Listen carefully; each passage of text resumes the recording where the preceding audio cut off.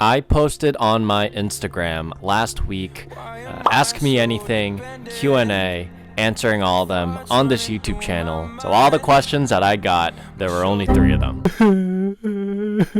But it's okay. I had someone else ask me about 5 to 10 different questions about my past year. Someone, when given the information, has insane memory. The name's ChatGPT. I went to ChatGPT, just wrote down my entire history. I am answering questions that a robot has asked me.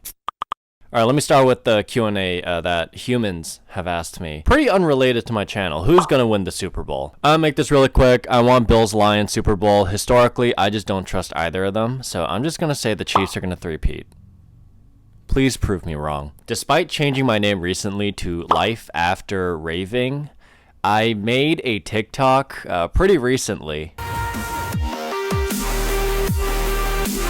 And some of you have asked me what my next festival is, and I never answered you guys. It will be Decadence in Colorado. We are only going for day 2, which is on Tuesday, December 31st. So it'll be another New Year's Eve rave, but it's not going to be Countdown. Man, this weather's awful. Oh my god. It's my first rave in Colorado as well, so if you're going, I hope we run into each other. I got asked what festivals I have coming up after Decadence. Decadence will be my last festival. I will be retiring. No, but I honestly don't know where I want to go next year. I don't really have much thought. How did I meet Rachel? Man, I actually want to do a video about rave bays because there's like so much and so little and so much complication that goes into it. I actually introduced the setting of where I met her in my most recent video, Ultimate Guide to Ultra, but I can go a little bit more detail on how we actually met. It was during Martin Garrix. I was having a good time by myself because I didn't really have any rave friends back then, and then someone just kind of kept staring at me.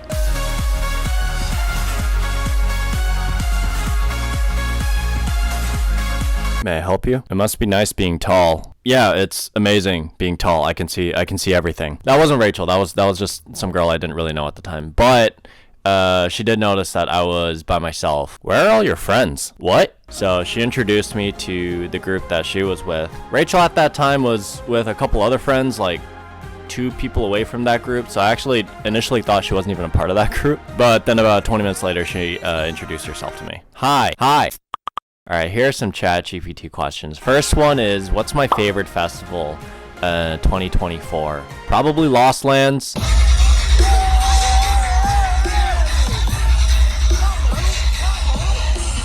But Project Glow is really close in contention.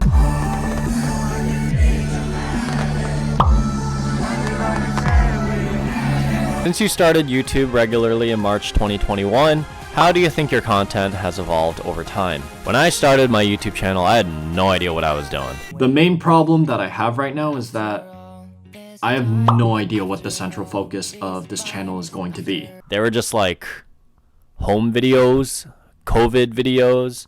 I just kind of talked about whatever was on my mind, and they were so irrelevant to now. I've since unlisted a lot of those videos from public. But I think editing my very first Project Glow video was when I realized I can make festival vlogs and show everyone the EDM festival experience. So the festival after that, Moonrise, was my first official festival vlog, and I've just been doing it ever since. And over the years, I've been making a lot more EDM and rave content, and I'm having so much fun doing it, and it's honestly like one of my favorite parts about raving.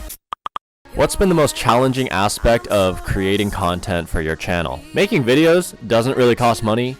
But raving costs a lot of money, and the videos I like making the most, which are festival vlogs, I can only really go to so many festivals. So the challenge has been filling my content in between those festivals, and sometimes I just don't really have much to post because my day-to-day is pretty mundane. But this is one of the big reasons why it's Life After Raving now, to give a better expectation of what it's like when I'm not raving. I work, I stay at home, I watch the Celtics. So that's always been a little difficult, just staying consistent on uploading videos, even during long stretches of not raving.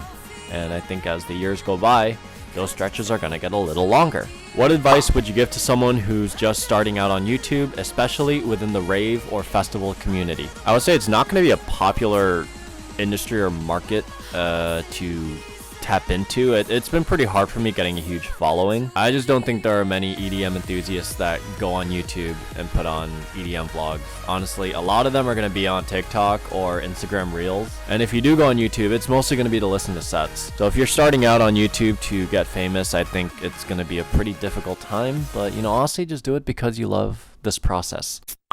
All right, last question. What do you hope people take away from this channel, whether they're longtime fans or new subscribers? I'll say raving gets a little wild, so it's important to kind of like keep yourself in check and make smart decisions, especially financially. Festivals are expensive, but at the end of the day, I've still never really regretted the amount that I paid for any particular festival.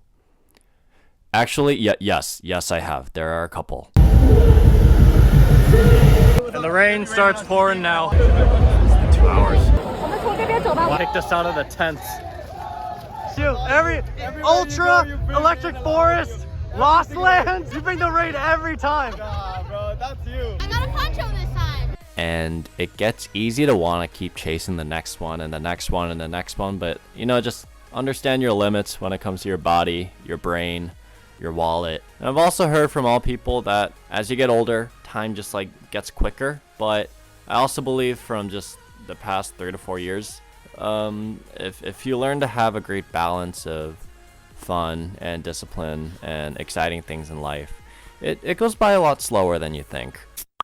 So this will be the last video that I am posting this year. I have a really busy December, going to a couple different countries, going to Decadence, and I will be doing a ton of filming and a ton of vlogging for this channel, but I just won't have the bandwidth or time or capacity to edit. I don't even think I'm bringing my personal laptop. So when I come back to New York sometime in January, I'll try posting everything as quick as possible. I hope this year has been very kind to you. I hope you end the year in an amazing way, and I'll see you next year. Happy Thanks Christmas Hanukkah New Year. All right, goodbye.